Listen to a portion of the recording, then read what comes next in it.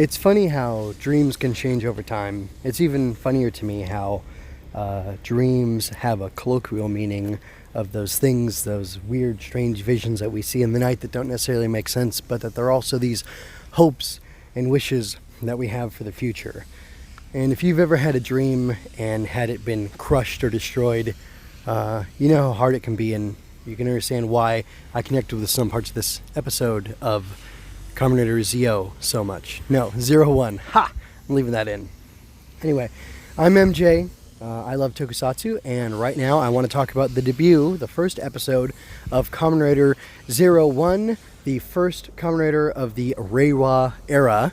And, yeah, so, interesting things about the show. I'm a little unsure about it, honestly. I don't exactly know what to think. I have misgivings about the suit still. I'm not 100% confident in how it looks. I mean, overall it looks kind of nice, but there's just some funny things like his little boots and stuff like that are weird. But in the action shots and while he's fighting, he looks good. The way it's shot, it reminds me of Lupin Ranger versus Pot Ranger, which is good. I think that was excellent direction, and I'd like to see more of that spread all over Sentai. I mean, not that I want them all looking the same, but featuring some of those things can be good. We get some shots, close-up shots of the Zero-One driver. I still don't understand how it works, really, and I'm also a little irritated that they're continuing to call it a driver, because I thought we were supposed to be in a new era, and I'll get a little more into that as we go on, but I'm just throwing that out there. I do like the fact that the villains have like an evil driver that they use on the not Bemular, no, that's Ultraman, not Bioroids, you know those people, the Huma gear. Anyway, I like that. I like the idea of the corruption that's coming in, that the villains are, corrupting these, neutral to good Humagear individuals and causing them to be bad. I thought it was kind of dorky that a beam shot down from that satellite, and then there was like a mechanical grasshopper thing there that turned into his armor. I guess it looks way too big to be his armor, but I don't know what else to say besides that. The show has a pretty clear distinction between heat and intelligence, how they're... Ay, Dios mío, why? Why during... Anyway, you have all day long to drive by, not while I'm recording. Anyway, like the way their corporate structure, or like the corporate atmosphere is really pegged down well, and then you've got AIMS and like the militaristic or paramilitary group, you've got their aesthetic down. It looks pretty solid, and it feels like it all exists in the same show, but like it's a different world than from the businessmen. And then you have like the corrupted Humagear who have these like evil forms, basically, that like a main one that gets corrupted can corrupt other ones around him. And then you have these weird cyberpunk Final Fantasy guys, and they're causing some of this damage. They're these like, cyber terrorists, and they live in a place called Daybreak Town, which is all, sanctioned off by this wall, and it looks pretty ruined, and that's, nasty business. I don't really have much to say about all the characters. I feel like we haven't gotten enough. Izu is, kind of blank, and she has the one shtick where she kind of makes fun of Aruto, she kind of mocks his desire to be a comedian by explaining all his jokes and ruining them, which is something we knew from the press conference, but I guess it was good to see here. I like the fact that they're leaning into artificial intelligence, and that when he first puts on the belt, like, almost his soul or his mind, like, elevates. It's like it's coming out of his body, and he gets connected to the satellite, and then I think within moments he has about, like, 5 human feeling minutes to learn all this stuff. So he opens up a little manual up in the satellite, and Izu, like, there's a thing that helps him navigate it. But that was is sort of there to help him navigate through it. Anyway, it reminded me of The Matrix, I know Kung Fu, that kind of thing. And it's kind of a neat concept. I'd like to see him explore that more, and more the mental aspect of this new, ability or set of abilities that he has. Speaking about how those cyber terrorists are abusing and misusing the Humagear, I thought they did a pretty good job of making it look really violent and painful and nasty when they corrupted that comedian Humagear, and then when he's in his weird, like, oversized head praying mantis monster form, which reminds me of the Yummies, or something else, whatever, in Kamen Rider O's, the more advanced ones. It's probably not a Yummy, it's something else. Anyway, and then he's able to infect the other Humagear near him and turn them into basically mooks. It's pretty interesting.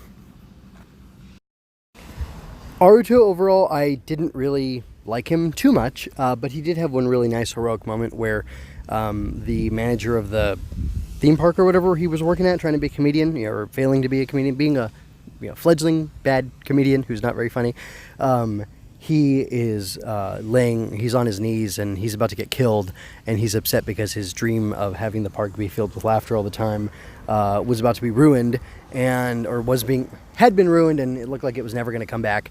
And yet, Aruto can identify with that. He can empathize with that, and he acts to, of course, he's acting to stop the rampaging Humagear, I should say. He's acting to save the guy's life on a base level, but then, by the end of the episode, he has defeated the thing, and now it's at the point where the guy feels like he's going to be able to bring the theme park back and continue to live out his dream. And Aruto even says something like, I guess there's more than one way to make people laugh, and he kind of accepts being the president of Hidden Intelligence and being the Kamen Rider Zero-One. So I liked that. That was fun. That was like the emotional hook for me. A lot of the other stuff just didn't really grab me so much. It does seem as if some interesting things are being set up for his dad, or for his future, and maybe exploring more of Aruto's past, because his dad sure looked like a Humagear, and when that explosion happened, like, his face kind of blew up, or like melted, or it was just really weird and unsettling. I'm not going to talk about the Ames people, because we didn't get to really see much of them, except for the the wolf guy's he's hardcore, and the lady is straight-laced and wants rules to be followed. But like, what else am I going to say about that? Nothing. I want to go ahead and say the theme song was really good. That was really exciting when they were fighting. Well, there was like an insert song, and then I think the theme song played, and I liked the insert song better than the theme song. So there you go. So I'm going to wrap this up, get to my closing remarks right now. The show feels like a Heisei, or a second phase, Neo Heisei, whatever you want to call it. It feels like a post-decade show, and I don't like that. I was expecting something very different, because it's a new era, and it's a new Kamen Rider, and he's a new Zero-One, and it's a new legend is supposed to be beginning, but this new legend feels like the same legend. Actually, it doesn't feel like Kuga. It feels, like I said, like one of the post-decade shows, and that's disappointing. I'm not hating on the show. I was expecting more, and I was honestly a little bit let down, but I'm an adult, and I know how to manage my feelings, so I'm gonna let it be, and I'm gonna watch the next couple episodes and see what they're like, see how they feel to me, and I don't know, we'll pretty much go from there. Got some cool imagery though, this like blacked out neon light stuff with him and his bike that they did as like a eye catch, I guess, in the very close to the very beginning of the episode. Was really, really cool, so I dug that. And I'm going to go ahead and steal it as I talk about other stuff I do. I've renamed my YouTube channel to MJ Loves Toku to match with the podcast MJ Loves Toku, which can all be found over at mjmunoz.com.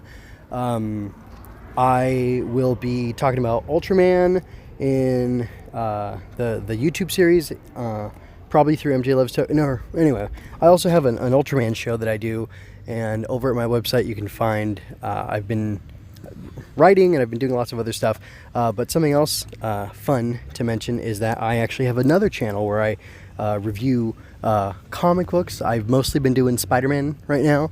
I'm going to do some other Marvel stuff, mostly early, but some modern too, just to kind of keep it fresh and more interesting perhaps. So you can check all that out, and that's about it. And I don't have anything to say to you other than the blurby stuff I'm going to say to help you find me wherever I am and all the rest of my stuff. So anyway, folks, remember, you don't have to yell henshin to be a hero.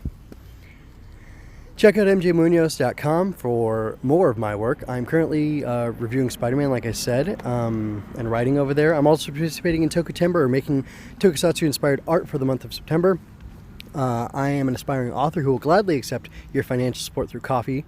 The MJ Loves Toku Show can be found on YouTube, iTunes, Google Play, Stitcher, and mjmunoz.com. You can just search for it there, MJ Loves Toku or MJLT, in the search bar. Relevant links are in the show notes. And the last thing I have to say is, if you had a good time, like and share this, subscribe, and ring that bell to keep up with my latest, or with the latest in my quest to watch all Toku. Check out my Ultraman show, Going Ultra, and my other channel, which is the comics channel, which I didn't tell you the name of. It's Swinging Through Comics. Anyway, that's all I have to say. Ciao.